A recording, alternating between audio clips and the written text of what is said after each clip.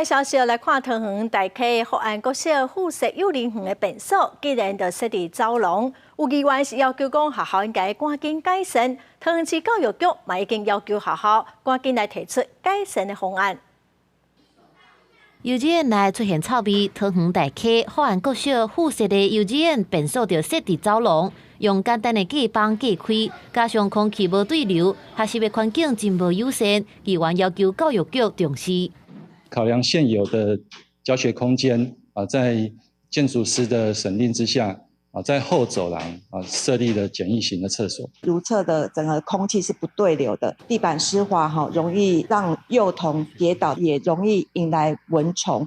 这间幼稚园目前招收2岁到5岁幼囡仔3班，加共52个人。7年以来，学生囡仔一直用学校教室后壁用大个走廊的便所。校方讲，幼囡仔年岁少，当初的考量是便所袂当离教室伤远，加上经费有限，才伫符合法规之下简单规划便所，已经接到教育局要求改善。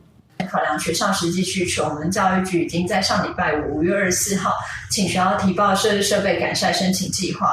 那我们后续教育局也会进行经费补助。针对走廊便所一直有臭味，教育局表示确认需要改善。校方会伫这礼拜内请建筑师评估了后，提出具体需求甲概算，向教育局申请经费补助，进行调整改善。议员也呼吁讲，全面调查阁有偌济附设的幼稚园无友善的便所，嘛爱做伙改善。记者综合报道。